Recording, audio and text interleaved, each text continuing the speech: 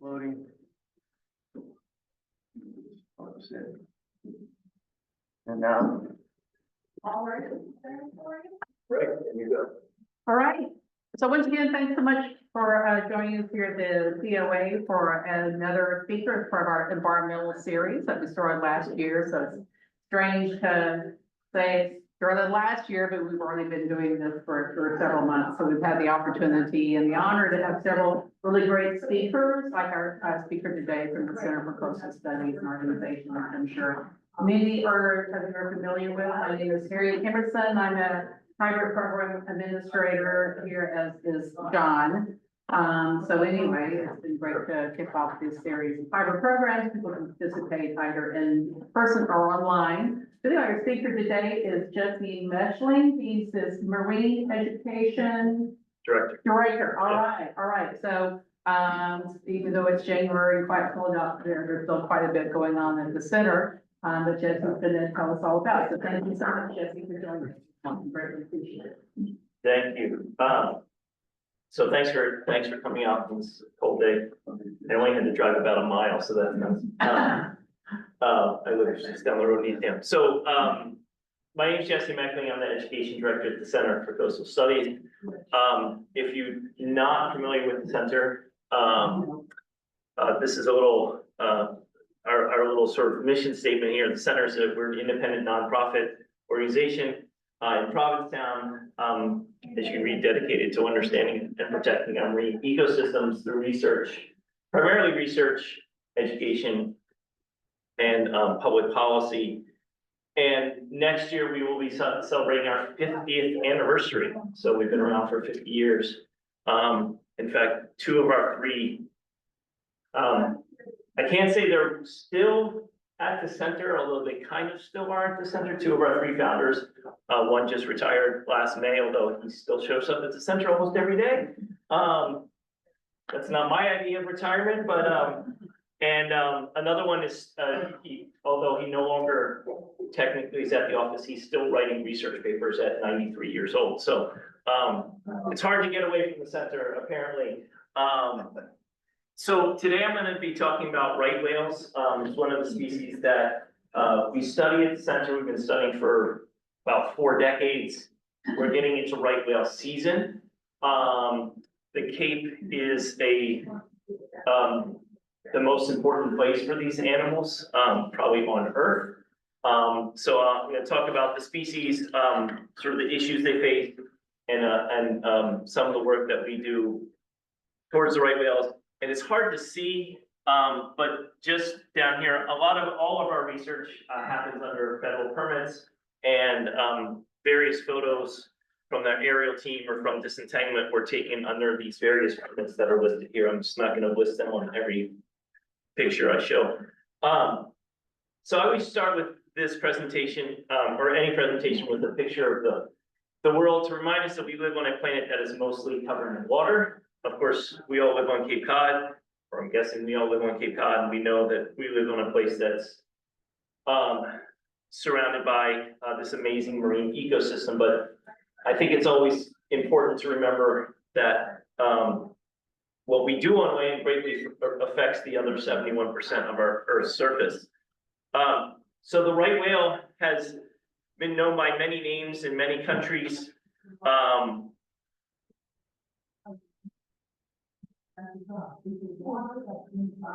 The true whale, it was known by, and finally people settled on the right whale. Why was this whale called the right whale? We will learn really because hundreds of years ago it became the right whale to hunt.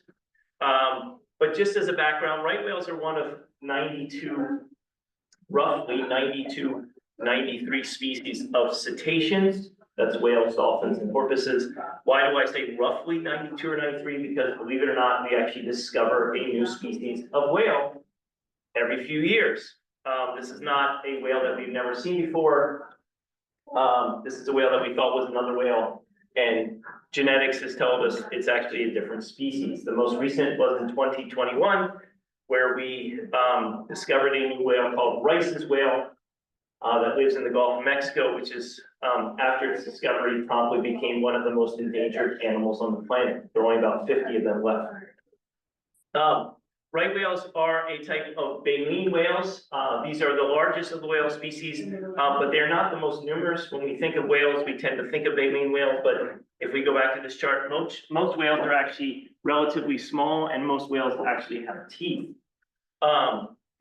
So right whales, our North Atlantic right whale, are one of 3 species of right whales. There is a North Pacific right whale, which is even in worse shape than our whale, and we know very little about. There's a southern right whale, whose population is booming.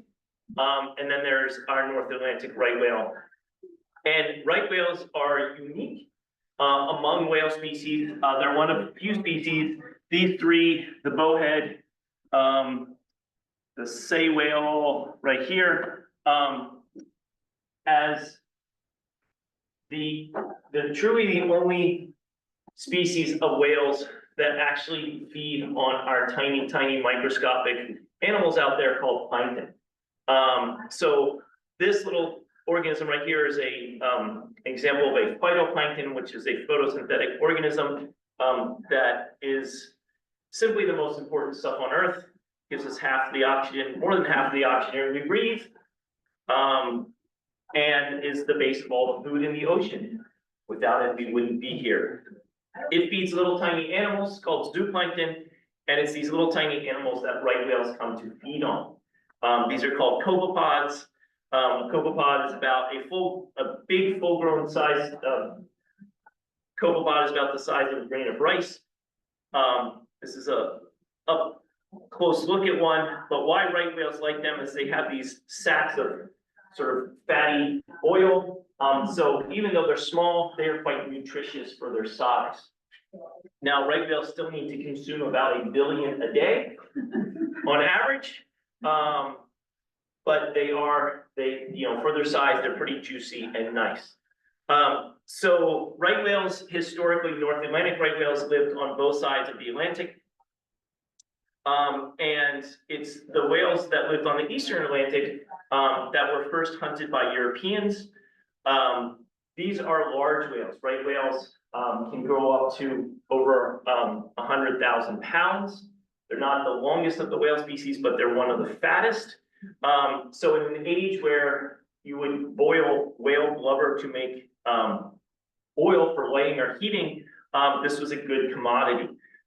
So there are a couple of reasons that made this a good animal to hunt. One, it had lots of thick blubber and it was just simply huge. 2, right whales tend to swim close to shore. That's because typically higher concentrations of plankton are found closer to shore. This is off of Race Point, taken from a boat. This is a picture I took from the beach at Race Point with this whale about 20 yards from shore. That's about the closest I've seen, but I'll show you a picture at the end where they were about 100 yards off this past spring.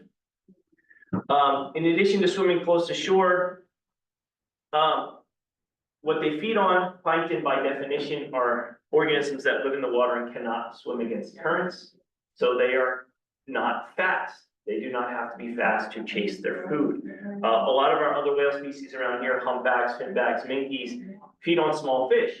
You have to be a little bit faster to catch a small fish, although humpbacks have developed different techniques for that. But right whales feed on things that aren't really moving faster than currents, so they're slow. So they're big and fat, they swim close to shore, they're slow. In addition to having lots of blubber, they also have lots of baleen, the keratin-like structure that hangs in their mouth. Right whale baleen is very large because their food is very small. In order to catch 1 billion of those small grain-like rice, you need lots of baleen to capture it. And baleen in the old days, I don't know if anyone, I didn't bring a piece of baleen. If you ever felt baleen, typically if you feel it on a whale watch boat or something, it's very hard. In a whale's mouth, it's actually very flexible. Imagine if your nail was wet constantly, right? You'd be able to bend it quite a bit. So they used to use baleen. This was a very important product for things that we don't use today, like buggy whips and corsets. But it's something that, today we would make out of plastic. They used to make things out of baleen. And the fourth reason why it was an easy whale to hunt or the right whale to hunt is that it floated when it was killed. If you can imagine, if you're in a boat going out with 6 or 8 men to try to kill a whale that weighs 100,000 pounds and it started to sink, that would be a problem. So this whale was, hunting began for this whale, we know at least over 1,000 years ago, in the Bay of Biscay, typically around sort of northern Spain and southern France. The Bat were big whalers of this animal. And they used to drive these animals into coves and they would hunt them there. This is actually taken from this is a picture from the town hall in one of the towns in northern Spain. But hunting existed all the way up and down the eastern Atlantic in Europe. As I showed you, the whales inhabited that whole area. And by the time Europeans came to America in the 1600s, right whales were pretty much hunted out of Europe. They became a staple for hunting here, but really by the early 1700s, they were already locally extirpated, so they were pretty much hunted out of our area. Now, when we think of historic whaling, we tend to think of sperm whales. If you've ever been to the New Bedford Whaling Museum or, you know, Moby Dick, that's a sperm whale. And sperm whales were the whale that was more commonly caught starting in the mid 1700s through the end of historic whaling in the late 1800s or very early 1900s. They were a more prized whale because the oil in their head was a better oil than the blubber from a right whale. But as this chart shows you, and this is just from the Pacific because by the 1800s they've already hunted all the whales out of the Atlantic.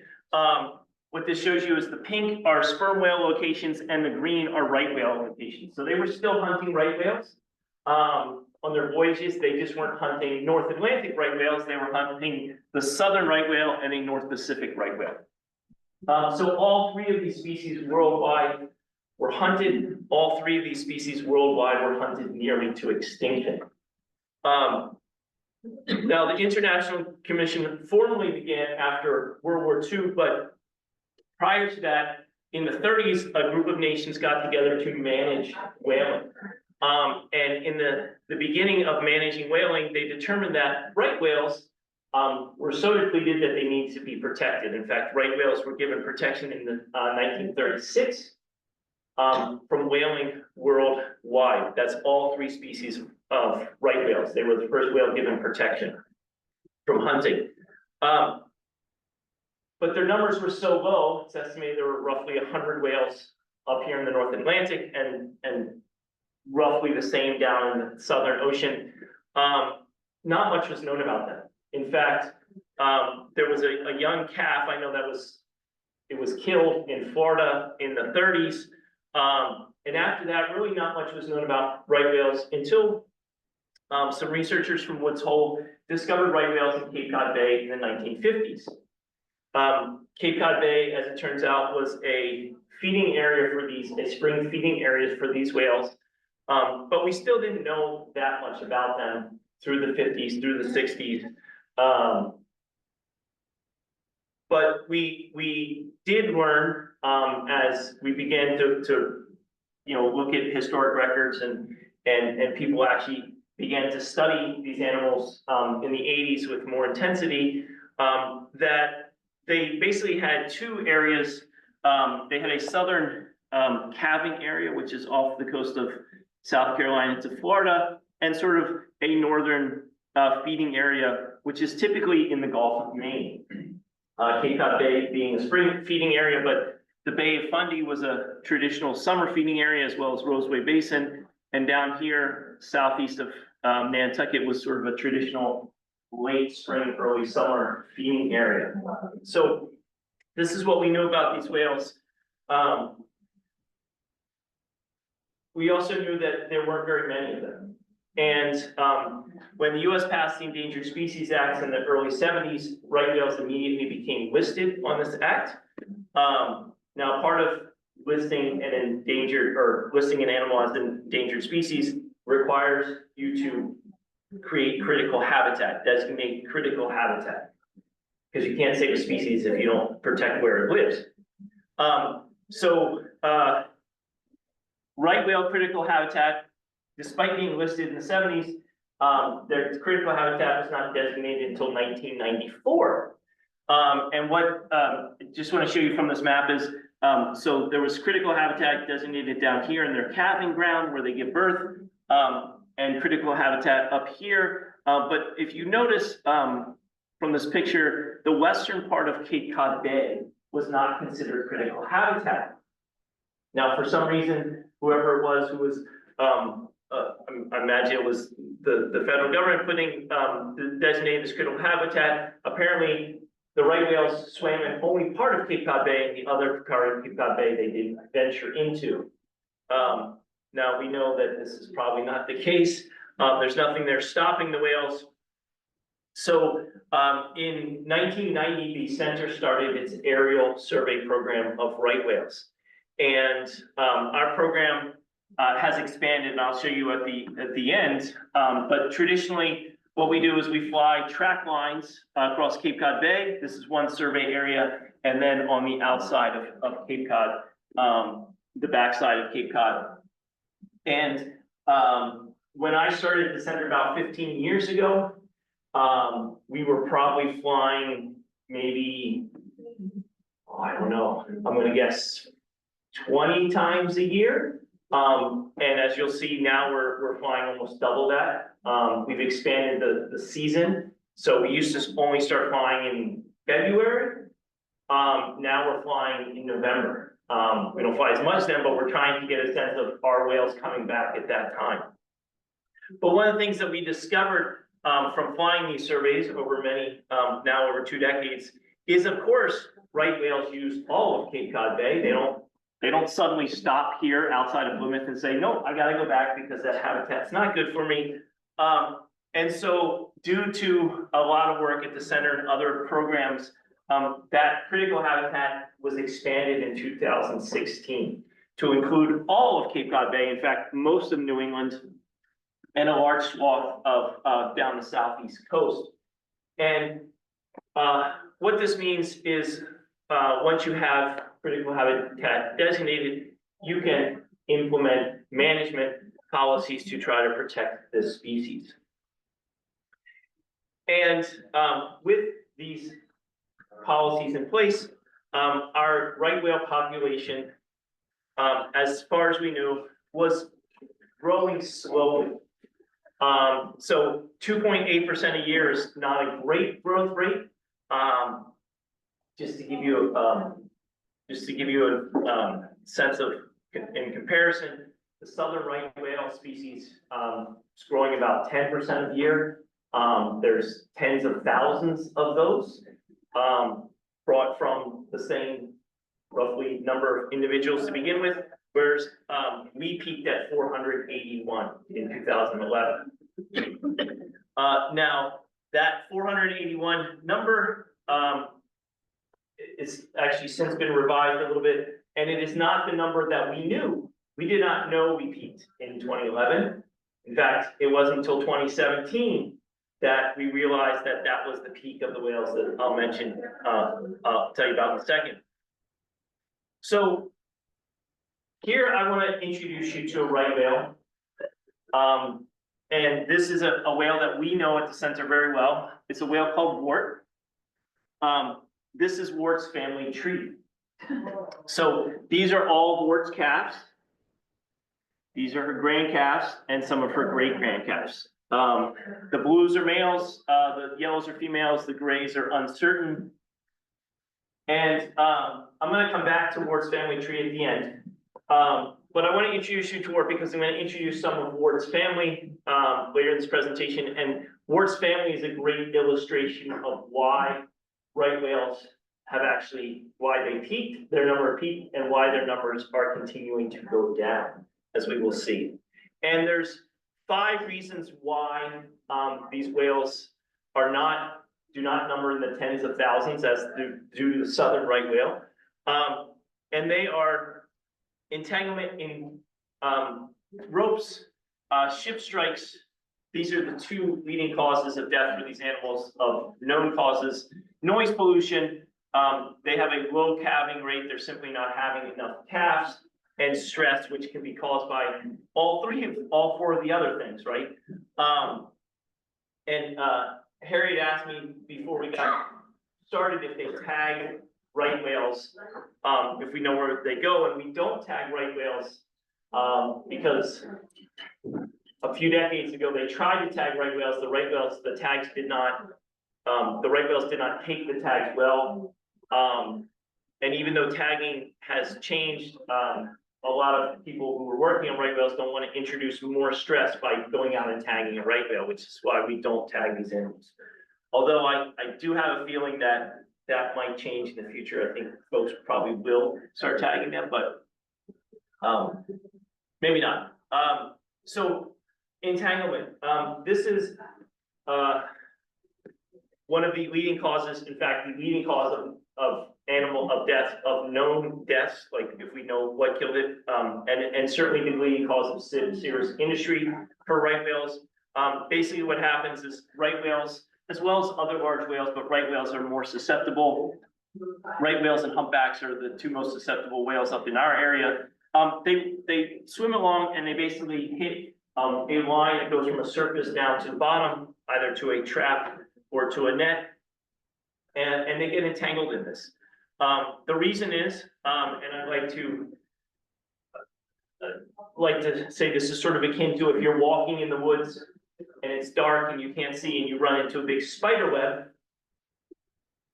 After you scream, unless you really like spiders, the first thing you're gonna do is, get this off. You're kind of gonna freak out and get this off my face or whatever. So we know that whales do the same thing when they hit lines. They freak out. The difference is they can't pull it off. What they do, and hopefully I can get this to play. What they do when they hit a line or a rope is they twist and turn and thrash and splash, and this quite often gets them more entangled. And we know this happens because there are videos out there of whales that have just been entangled and they go crazy. Again, just as if you imagine running into a big spider web, you would freak out. The difference is we can pull it off. Whales can't. Now, whales quite often, especially right whales and humpbacks, are big and strong enough that they can then rip that line from whatever it's attached to, but now they're swimming off with rope wrapped around them. And the more, an entanglement that can start not very, it can start with one wrap or two wraps, can quickly become very bad for these animals very quickly. Now, what we don't see quite often, and this isn't because it doesn't happen, it's just that we don't see it, is that a whale dies immediately from entanglement, like a whale drowns from entanglement. Typically, again, because these animals are big and strong enough, they can break the rope out. What happens a lot is the health of this animal while it's entangled just deteriorates.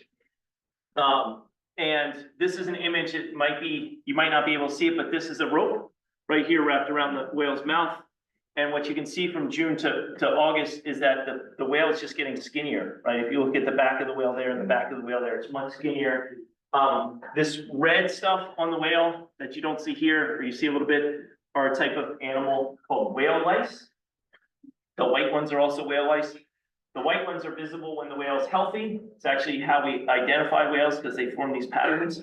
The red ones start to be visible when the whale is unhealthy. So they live somewhere on the whale, and when the whale starts to slow down and is not healthy, they start to show up. Ship strikes. Ship strikes are another leading cause of death for these animals. I showed you this before, between their southern calving grounds and the northern feeding areas, right whales have to swim past no less than 11 major ports.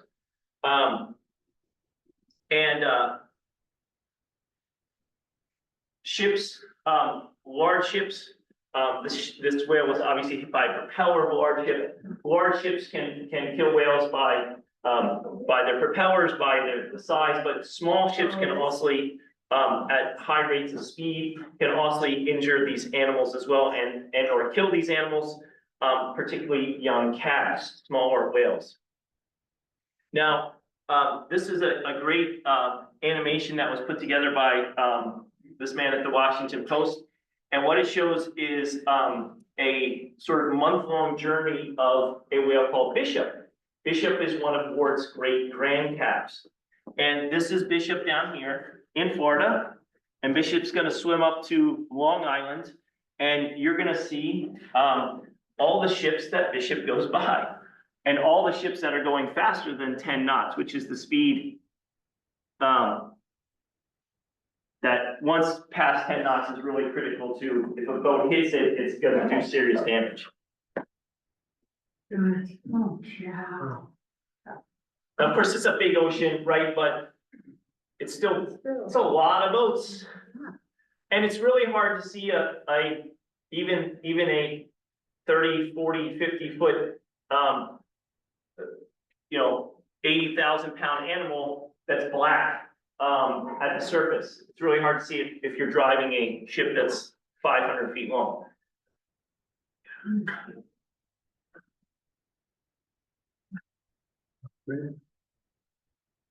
So another, and these are the shipping lanes going into Boston. These are tracks of ships. Another stress on these animals is noise.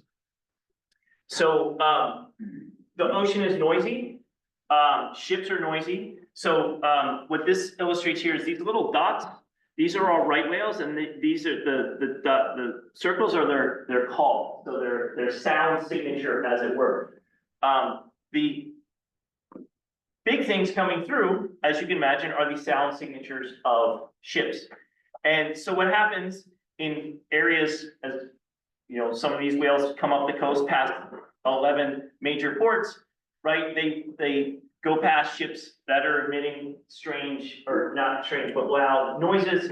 And it can simply just drown out right whales calling to each other. We know that whales have to call louder to be heard in the oceans nowadays, and it can also lead to greater stress. So this is a sound, this is a sound signature of a large ship, which is basically drowned out all the right whales calling. And there was a really interesting study that was published 20 or so years ago, that right after 9/11, we know that airlines shut down, but they also shut down ports into this country. And at the time, the New England Aquarium was doing a stress, they were doing a stress research on right whale stress, and they continued to go out while it was for about 10 days where there were no ships coming in. What they found in that 10-day period with no ships, no noise, the right whale stress went down. In addition to ship noise, there's also noise generated by oil and gas exploration. And basically, when you go out to explore for oil and gas, you send a large a sound signature sonar down to the bottom. It penetrates the bottom, it reflects back up, and it tells you what's down there. When they're exploring, they will do this constantly for days. And he's since retired, but one of the leading acoustics researcher in the world on whale acoustics, likened this to someone standing on the corner shooting off a shotgun every minute. This is what it would be like if you were in the vicinity of these ships doing this. Right whales are having fewer calves. So going back to 27, their number of calves kind of peaked at I believe 39 in 2009, and sort of have been on the decline ever since. We're not exactly sure why, but we believe that all these other stressors are reasons, impact this reason. We got to the absolute nadir in 2018 where we had 0 calves born. It is hard to maintain a population, a species, that are only numbered in a few hundreds if no new calves are born. We've since had a jump up from 2018, but we're still relatively less than 20 calves a year. Part of that reason, as I mentioned, is the stress And then what we see with our whales up here is they're just not the size that they should be. And for a whole host of reasons that I've mentioned, it could be entanglement, could be stress from noise, just general stress. And in order for whales to give birth, they have to get big and fat. So what this is work done by Michael Moore down at Hui, this is the outline of what a whale should be at that size, based on southern right whales and what our whales are. So our whales are just much smaller, and if you don't get big and fat, you can't go have a baby. We also see a lot of time between babies being born. So on average, we would expect in the Southern Ocean, it's about 3 to 4 years a mother is giving birth. Up here, we can have intervals of 8 to 9 to 10 years between mothers giving birth. I don't know. I don't know that there's any right whale recently that's given birth on a 3-year cycle. So this animal has been imperiled for a long time, but there are lots of efforts and groups working to help this animal, namely the North Atlantic Right Whale Consortium, which is a group of researchers, managers, industry people that got together back in 1986. Every year they hold a meeting. They're the ones that release the number of right whales every year. The center has been a part of this consortium since the very beginning. And so there's lots of efforts to try to protect this species. First and foremost, there are disentanglement teams. The center was pioneered marine animal disentanglement. We just celebrated our 40th anniversary of the first whale we disentangled back in 1984. Those techniques that we developed, we've shared around the country and around the world. There are now disentanglement teams. There's a disentanglement team in Canada. There's a disentanglement team in Florida, in the mid-Atlantic. But it all started with techniques that we pioneered right here in Cape Cod. And one special disentanglement case I just want to bring up is that of Wart. Wart was our matriarch there of the earlier. And this was Wart in April of 2010. Wart became entangled in 2008. She swam around with her entanglement.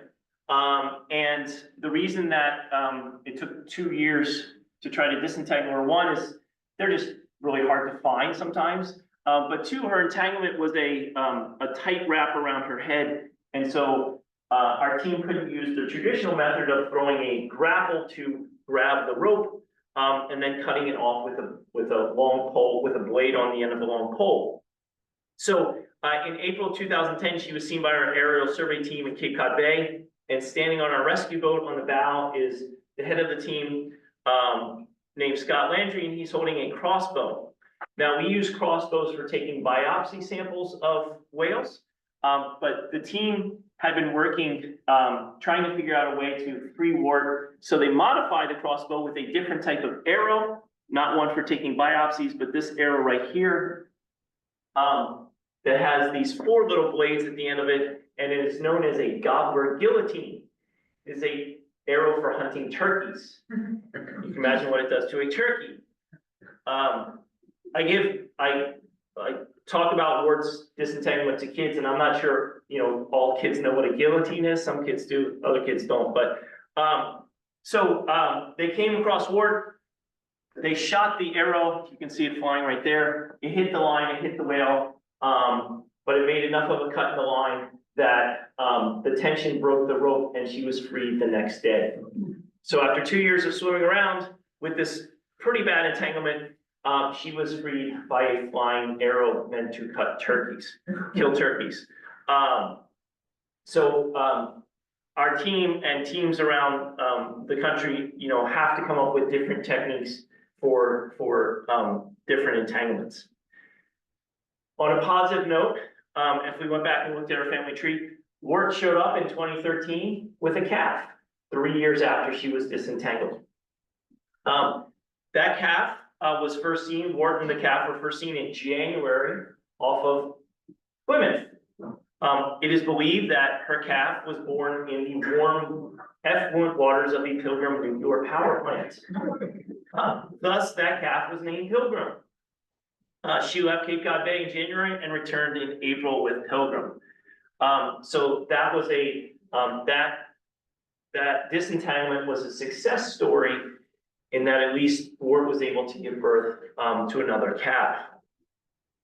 Another effort to help protect these animals has been with shipping. This is the Bay of Fundy up in the northern part of the Gulf of Maine. This is concentration of right whales, and it's right basically in a shipping lane. So in the early 2000s, many groups working with the International Maritime Organization, which is the international group that controls shipping lanes, were able to move the shipping lane. This is the first time this ever happened for an animal. This precedent led to the shipping lane going into Boston, which was this old lane right here being moved. Each one of these dots is a right whale sighting. The red, yellow is higher concentrations of other whales. So you can see it was moved out of a high concentration area to a lower concentration area. The same thing happened around the south east coast of Nova Scotia. And by moving these shipping lanes, it was thought that ship strikes would be greatly reduced on these animals. We don't know if that's the case, but we believe that in certain areas, ship strikes have been reduced by moving these shipping lanes. There are also seasonal management areas put in place as the whales make their way up the coast, where ships are not necessarily required to go slower, but they are encouraged to go slower. But as we saw from that video with Bishop, they're not always going slower than 10 knots. And up here in our area, we have seasonal management areas. The two ones being in state waters, Cape Cod Bay and just out here, are important because from this time in Cape Cod Bay, anyway, from January 1st to May 15th, there is no fixed fishing. So no possibility of entanglement in these animals. So there's fishing. You can go out there and drag a net, but that's not what catches them. It's the buoys that go down to the bottom. And the same is out here as well. There's no fixed fishing. And now in Cape Cod Bay, just as of a few years ago, all ships, and not just a large ship, but any boat has to travel less than 10 knots for this management period. So when these whales do come up to our area and they do come into Cape Cod Bay, it simply becomes the safest place on the planet for them to be, unless they're way up where no one lives. But at least where they normally live, this is the safest place for them. There has also been a lot of work trying to reduce rope in the water column. This is something that is known as on-demand or ropeless fishing. And basically how it works is a boat comes along, they have a signal that they send down to a trap, and something pops up, whether it's the top of the trap, a buoy, something else goes up to the surface, they find their deer, they pull it in as they normally would. There are lobstermen in Massachusetts and Maine who are piloting this. They're testing this out. They've gotten very good at recovery. They're up to over 90% of recovery. There's still a lot of issues. Cost is the biggest issue. It's very expensive to have a sensor in each lobster pot. And there's millions of lobster pots in the Gulf of Maine, and hundreds of thousands of pots in Canada, crab pots, and so it's very expensive. Another challenge is that while the boat that sets the traps might know where the traps are, other boats don't know where the traps are. So if a boat's coming through dragging a big net, it has no idea the traps are there. Part of the reason why these traps and nets have buoys is so other fishermen know that don't pull your net there. So this is something that certainly the center is an advocate of reducing rope in the water, because it is rope that entangles these animals. And while there's a lot of positive efforts being made in this, it's, we still have while to go before people start moving to ropeless fishing altogether. So I mention all these things because there's a lot of work. I've attended the past two right whale consortium meetings. They're held in the fall. I think this year it seemed to me there were probably more people in the room than right whales, than North Atlantic right whales that are alive. So there are a lot of people working on these efforts. And as I mentioned, we continue to see a growth of right whales up into what we believe was 2017. 2017 was not a good year for them. So in 2017, I should say that in Provincetown, in Cape Cod Bay, we had a phenomenal year. We saw 251 out of the then estimated 523 right whales. On one day, and it was Easter weekend, in April, we saw 198 right whales in Cape Cod Bay, and just outside. Just under half of the known population, or a little bit less than half of the population was in Cape Cod Bay on one day in 2017. That picture of the right whale with the person from the beach, I took that on that day. So this represents 48% of the population. That summer, however, or is it spring, I'm not sure exactly when, a new paper came out by three leading right whale researchers, Richard Pace, Peter Corker, and Scott Krause, who, while at the consortium had been arguing this, didn't have the published scientific paper, said, hey, wait a minute, everyone, we've been getting this wrong. They're not still growing. They actually peaked in 2011. They've been going down ever since. So the new number of right whales suddenly became 456 individuals. So automatically we just lost, we lost 70 individuals that, well, were never there in the first place, but we thought were there. This number got revised later, but at the time it was 456 in the paper, which made Cape Cod even more important, right? We had 55% of the population, and that 198 was almost half of all the whales out there were in Cape Cod on one day. In the spring, we had our first right whale death. A young female found floating, a 2-year-old female found floating in the southwest part of Cape Cod Bay, presumably hit and killed by a boat. Now, I showed you a similar map before, calving area, typical feeding area, primary range. But most of the feeding happens up here. And what also happened in 2017, or beginning in 2015, is right whales start showing up in a new place. They start showing up here. Now I showed you images of, this is the major feeding area, Bay of Fundy, Nova Scotia, Cape Cod Bay, down here. But in 2015, in summer, some whales started showing up there. And in 2017, they showed up there in great numbers. Now, the Bay of Fundy is where the New England Aquarium had their summer research station. They used to go there. It's the area where they changed the shipping lanes because they were able to collect so much data up there. By around there was one year, it may have been 2015, I can't exactly remember, the New England Aquarium saw 0 right whales up there. Where have the right whales gone? Well, the right whales started shifting further north. Why? Because their food started shifting further north.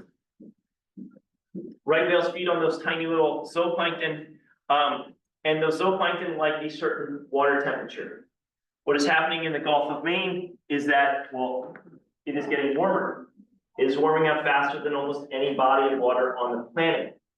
And thus their food has shifted to the north. And with their shift of food came the right whale shift to the north. Now, in 2017, this proved to be not good for the right whales. They came up here, they were feeding up here. That area, however, is right next to the shipping lanes that go into the Great Lakes.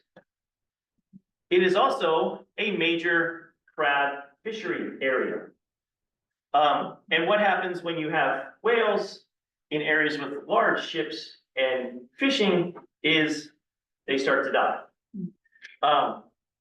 especially in an area that people hadn't seen them before, right? There were no management measures in place because they typically weren't there. So over a 6-week period in the summer of 2017, we lost 12 right whales.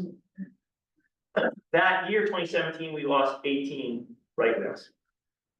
All the right whales that were that died that summer were human interaction, entanglement or ship strike. These are some of the whales that we know died. Things like this, an 11-year-old female, a breeding age female, those are the ones that are really, not that they aren't all bad for the species, but certainly 11 and 12-year-old females are really bad because they're just coming into the height of breeding. This is where they were found. 2017 was a bad year. 2018, do you remember we had 0 calves born? 2019 was a somewhat repeated year of 2017. It wasn't quite as bad, but again, over the summer, 6 whales died up in the Gulf of St. Lawrence. But since that time, Canada has implemented a lot of measures to help protect these animals. There's a great survey effort up there looking for whales. There are now seasonal closures when whales show up in the area. The shipping lane remains the same because the shipping lane is just something that is hard to change. It takes, again, it's not a country can't say I'm going to move this. It is the International Maritime Organization that would have to say we're going to move it. So this shift in their food in the summer wasn't great for them. So between 2017 and last year, we lost a lot of right whales. We had 41 that we know died. Again, of known vessel strikes was the #1 cause, entanglements of known deaths. But when you get to seriously injured and injured in poor health, which are whales that we presume will die and or have already died, we haven't seen them. That's when you really see the entanglement is the big issue, right? 33 of the seriously injured, 33 of the 37 entangled, 53 out of the 70 in injured and poor health entangled. Entanglement is the big issue for these animals. And so what happened is from that number of 523 that we thought we had back in 2017, we took a lot out, and we are currently at 372 to 374. Now this is the past 2 years, we've seen a slight uptick in the species. But the really worrying concern of right whales is that there are less than 100 breeding females. This is the big concern. And the estimated lifespan of a female right whale is about 40 years old. We know that southern right whales, their estimated lifespan is over 100 years old. Our right whales up here, males, I think it's around 50, females, it's around 40. Simply because they live in an area that they live up and down the east coast of the US and Canada, and they run into a lot of problems, as we've seen, entanglements and ships. So the revised estimate number was, they actually ended up peaking at 477, and you can see there has been a little uptick in the past 2 years, but we're certainly not, we're certainly not growing at 7 or 10% a year, or even 2% a year. They still face many threats. Some of the positives, however, is North Atlantic right whales historically, inhabited both parts of the Atlantic. There have been instances of right whales showing up in the Eastern Atlantic. We had a right whale in 2019 that was seen here in March and seen off the coast of France in June. There was a whale that actually showed up in the Canary Islands. There was a whale seen in Iceland. So maybe they're finding areas that are further away from human activity to live their life, which would be a good thing. Because the reason that the southern right whale, which lives down here, does so well is because while they calf down here, here and in southern Australia, oh no. I go back. So they calf here, I won't touch it here and here. There really there weren't a lot of people in those areas where they calf, and they just don't run into, and they feed, they feed out here in places where there aren't things like lots of shipping lanes and lots of fishing activity. As I mentioned before, Cape Cod Bay, maybe owing to the fact that it's the management measures are in place, but Cape Cod Bay has simply become the most important place for these species. Since 2010, we've generally seen, 2015 was an aberration, but we've generally seen an uptick in percentage of whales that come to the bay. Close to 70% or over 70% in 2019 of all right whales, North Atlantic right whales in the world came to Cape Cod Bay. There was a little dip in 2020, but that was due to COVID, because during March, we weren't surveying when everything shut down, but by April, they actually went back up in the plains. But there were about 2 weeks that we missed of surveys, so that number is probably higher. We did have a little dip last year, not sure why. We'll see what we see this year. But we just get a large number of whales coming to Cape Cod Bay. Increasingly, we're also seeing a large number of mom and calves come to Cape Cod Bay, whereas we didn't typically see mom and calves at all. They would hardly ever come to Cape Cod Bay. Now we're getting a pretty high percentage. In fact, in 21, 22, 23, close to 70 and over 70% of all mom and calves were coming to Cape Cod Bay. And what we're also seeing when they come here is they come and stay. They were coming and staying for weeks at a time. Now, again, are they coming because the food's good, or are they coming because maybe this is a non-stressful area, right? There's no speeding ships, there's no ropes they're gonna run into, there's lots of other whales around, so maybe they're learning that this is a good place to come and hang out while the calves are still growing. In 2023, Pilgrim, that calf that was born off of the Pilgrim nuclear power plant, Ward's daughter, gave birth to her first calf, another grand calf for Ward. That was a positive story of 2023. 2024, however, we took a little downturn. We had a whale, you may have read about this last year, a whale that had been entangled that ended up washing up in Martha's Vineyard. A whale that was hit by a ship in February off the coast of Georgia. There was another whale that was hit. And in March, very sadly, there was a female whale killed by a ship that was bringing up a newborn calf. The calf was never seen again. The calf presumed to have died, whether it was hit by a ship or just died because it lost its mother, we don't know, but it was presumed dead. So in 2024, last year, we had 19 calves born.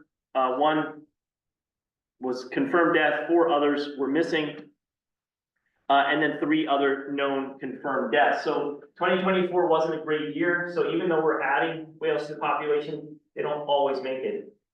Sadly, one of those whales that was a confirmed boat strike was the 2023 calf of Pilgrim. Now, I just want to mention a lot of the work, the effort that the center puts in studying these animals. We've been one of the leaders. We've been looking at right whales for over 40 years. We've been doing aerial surveys for close to 27 years now. And so while we initially started in Cape Cod Bay and just the backside, we've greatly expanded our efforts. We've expanded our time. So as I mentioned, we started in October. So last year we conducted 37 survey flights, over almost 12,000 nautical miles.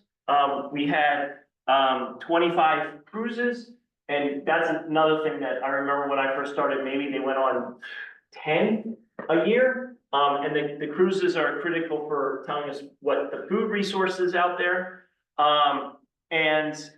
They process over 25,000, close to 26,000 images. These images, where these whales are, get sent to a big database that's curated by the New England Aquarium. And it's critical for knowing where a large number of these whales are. There's always a percentage of whales that we don't know where they are, which is why some people want to tag them. But this aerial survey work, combined with aerial survey work in the southeast, in the mid-Atlantic, further north in Canada, kind of gives us a picture of these animals and where they're going and what areas are important to them. Interesting, curiously, this summer, an aerial survey team, it wasn't from the center, but it was New England Aquarium, found a large number of right whales off the southeast coast of Long Island. About 50 right whales feeding in the summer off the south coast of Long Island. Not sure if this is an area that they've been going to and we just haven't seen, or they suddenly started showing up feeding there. But of course, it's an area where there's gonna be lots of boat traffic going through, right? So if they are there and they have been there, or they're going there, it's something we need to know. So in Cape Cod Bay last year, we had 5 mother and calf pairs seen, so not as high it has been. 171 individuals, which is just under 50%. This past December, we had our first 2 calves born, and we should start getting more sightings of calves being born, hopefully. But we also had 3 new entangled right whales, bringing the number of 6 new entangled whales in 2024. We estimate that about 80% of right whales have been entangled in their life. 60% more than once. And as I said, this entanglement can lead to stress. It can lead to outright death. It can lead to stress. It can lead to injury. That can lead to death. And sometimes it just leads to body conditions that never recover. And so I'm going to bring us back to Wart. And if we look at Wart's family now, this X indicates that this family member has been involved in an entanglement or boat strike. It is 70% of her family. The red dots indicate that that animal is dead or presumed dead. Wart, unfortunately, is one of those animals that we believe succumbed to her entanglements that she had back in the mid-2000s. Even though she was able to give birth, she was not seen since 2014. Pilgrim's new calf, that one that was born in 2023, unfortunately was hit and killed by a ship last year. And Bishop, that whale that made its way up the coast, was also a whale that was hit and killed by a ship. And when we talked about why these whales aren't having calves, if you look at Wart's birthing, she was a pretty regular 1982, 85, 90, that's good. That's really what we want to see. 3 years, 94, okay. 94 to 2001, not sure what happened there. Maybe she had a calf, maybe she lost it, we're not sure. She's back on the 4-year cycle. 2005 to 2013, no calf. We know exactly why there was no calf. In 2008, she became entangled, and she was entangled until 2010. Whales that are entangled do not give birth. There was an exception 2 years ago, but unfortunately, both those whales are presumed to be dead now. So this issue of entanglement is just an important issue, not just for the well-being of the animals, but for another generation of animals as well. So I'm just going to end with these last 2 slides because I give walks in the summer to see right whales, and I know some of you have joined us. I hope you come join us this spring if you'd like. And 2 years ago, during one of my walks, I had someone raise their hand and ask me, well, we don't hunt these animals anymore. So what would be wrong if they went extinct? And I have to say, it kind of took me by surprise, given that this person was out looking for whales. And so I thought about it, and the answer I gave was the ecological answer. I then went back to my office and thought about it for a couple of days, and yeah, I think there's two answers to that. One, there's a philosophical answer, right? Do any of us have the right to deny a future generation of something that should be living on the planet? But the ecological answer is what I gave, and this is what I'll mention to you. Whales are ecosystem drivers. They are incredibly important parts of our marine ecosystem. They provide nutrients for that all-important phytoplankton. Phytoplankton, photosynthetic, they get their nutrients, some of their nutrients, from the waste of whales. In areas where there are more whales, there is more productivity. With more productivity, you have more fish. You have more fish, you have better fishing. Whales are incredibly important ecosystem drivers. In addition to that, when whales die, they actually sequester lots of carbon out of from the food. They take it down to the bottom. They provide a whole other, on the bottom, they create whole ecosystems based on dead whales. That's a whole other thing. But due to their importance, a paper came out a couple of years ago saying that every great whale has a $2 million, a single great whale, large whale has a $2 million value based on the ecological services it provides. These are incredibly important animals. The more whales that are in our ecosystems, the better the ecosystems are, because they're simply making them more productive. In the 20th century, after we had stopped killing right whales, we killed almost 3 million large whales. Almost every large species of whales on the planet, we nearly killed them all. This is probably, one of the largest biomass reduction of mammals, certainly, since, the Ice Age. And by doing that, we've actually reduced the production of the oceans. The oceans are less productive than they were with all these whales in it. So we simply want them out there. I think it's just philosophically, we want them out there so my son and, maybe grandchild can see them, but we want them out there because they're very important. So, as I mentioned, we do offer walks. We do not have the dates yet, but this was one of our walks last year where you had 4 right whales up there speeding along, and you came out the day where we had 32 right whales in Provincetown Harbor. That's almost 1/10 of the entire world's population in Provincetown Harbor feeding on one day. There's no place in the world where you can go look for an endangered animal and find 1/10 of that population that you could see at one time. I've been to look for tigers. I've been to look for pandas. I saw one tiger. It's very hard. You're not gonna see 500 tigers at one time.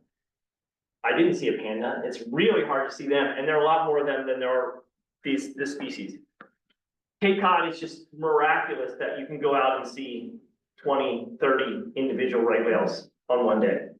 So please join us. It will be up on our events page, on the center's page. Hopefully by February, we will have the dates and you can sign up. And with that, I want to thank you for listening. Thank you. Thank you online. You have time to take Sure, questions? yeah, sure. Any questions? Yes. There was a lot of, in the paper recently about these wind turbines, and there's a group in Nantucket that were anti-wind turbines, saying that it was gonna harm the whales. And I know that Stormy Mail, said that it wasn't gonna harm the whales, and that the whales would be harmed more by lack of entanglements, like you mentioned, the ship strikes, lack of food source, things like that. Yes. Is that the, still? So there's absolutely no connection between wind turbines and whale deaths. Absolutely none. Right. Zero. They've had wind turbines in Europe for many decades, offshore wind turbines. There's no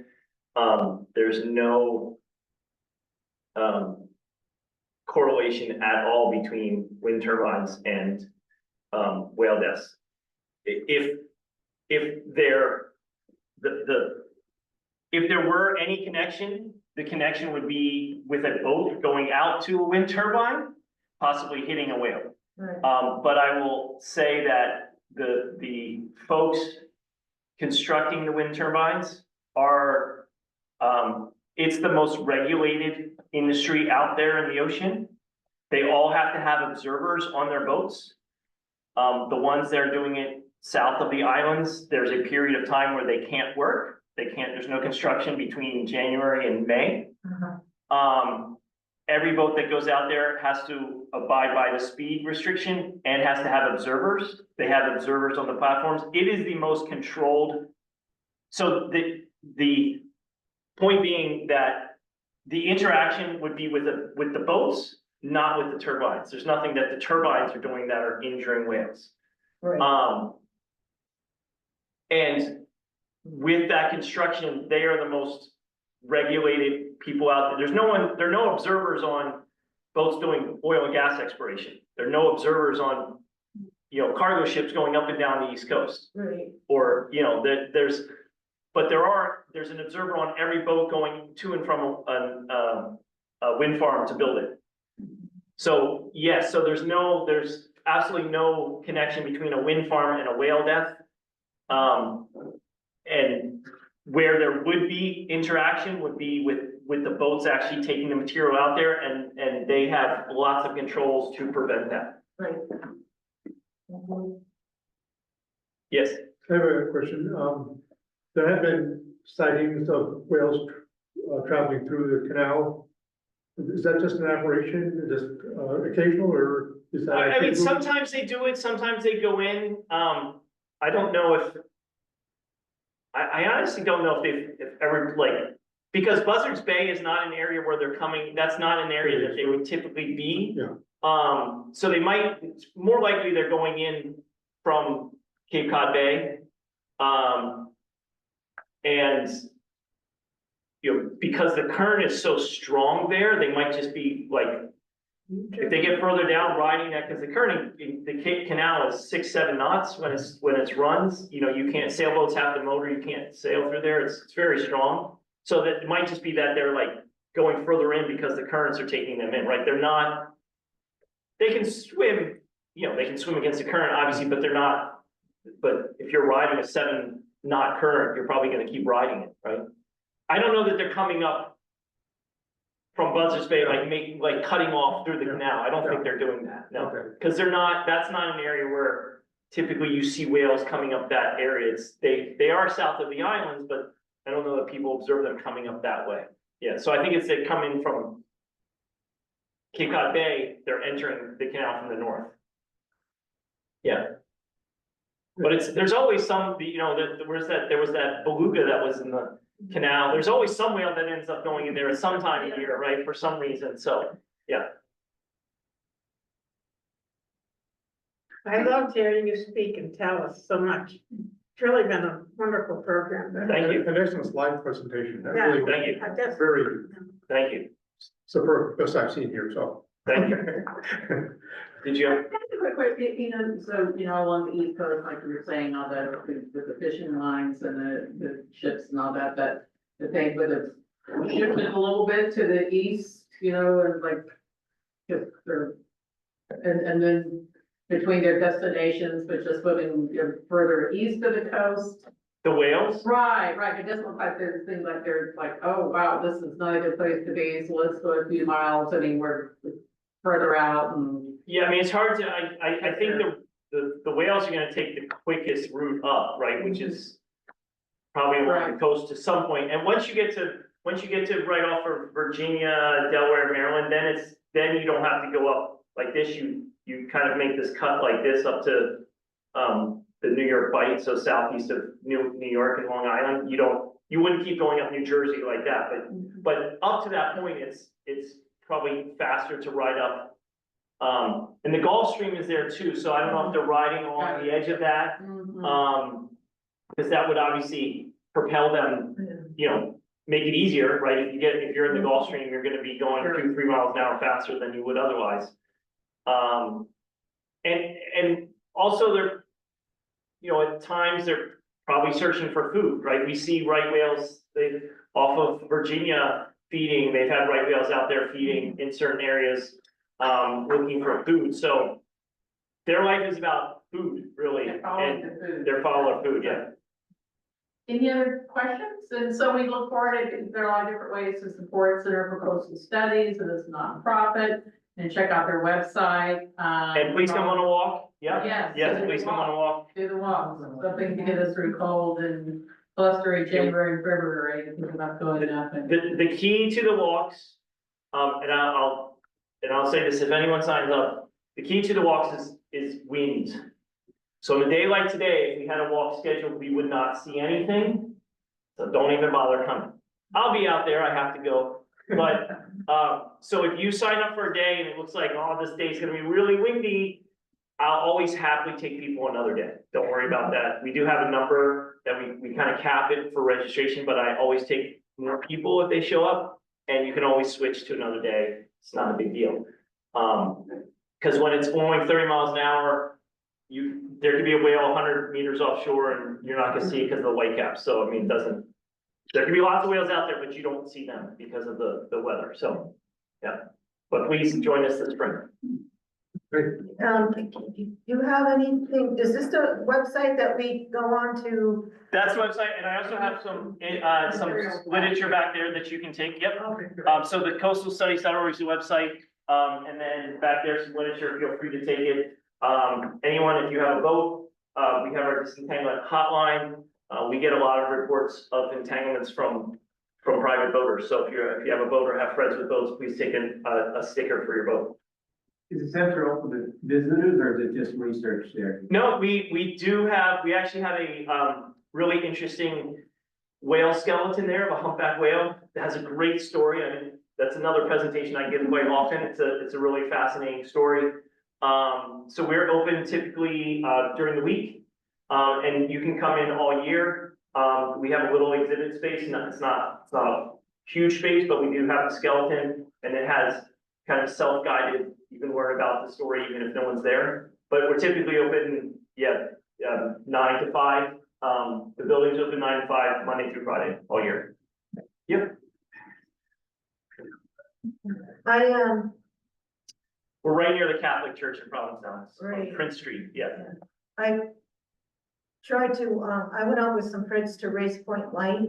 I did that hike, and hoping to see whales. We didn't see any, but what is your opinion of that spot for The light is one of the best spots to see whales. right? The light is one of the best spots, because especially because a lot of times whales just hang out right where the confluence of Cape Cod Bay and Mass Bay come together right there. Yeah, I've seen right whales there really, actually, years ago, I thought I was gonna see a right whale get entangled because there was fishing gear, and I saw the right whale feeding and it hit the pot, and I saw the pot shaking, and then the right whale kept going. I've seen right whales there 50 yards, 70 yards offshore, and I've seen other types of whales. That's a great spot. The visitor center, because it's elevated, yeah, that's a great spot. That's a better spot in summer, okay, late spring, summer, because right whales are visible. They come around Race Point. I've seen them around Race Point many times, but the bay is better for right whales in general, seeing them in the bay. The visitor center, because the visitor center, you can't really get a good look at the bay, but you get a look of Race Point Beach. yeah, And so you might see humpbacks and finbacks and other whales in late spring and early summer from there.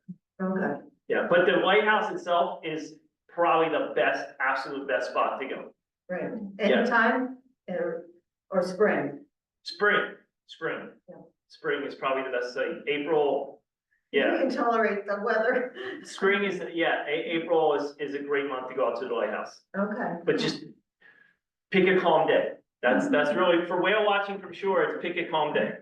They might be there, they might not be there. I mean, the one thing with the whales here is, it's not a migratory route, right? So all the whales are here for food. So where their food happens to be on any given day is where the whales will be. So that could sometimes close to shore and sometimes it's not. It's not like you go to California and, you know, certain times of year you'll see a whale swimming by because it's migrating north or south. Here it's where the food happens to be on that given day. But the lighthouse is probably the best spot to feed them in general, yeah. Thank you. Thank you. Thank you, Jesse. Thank you. Thank you.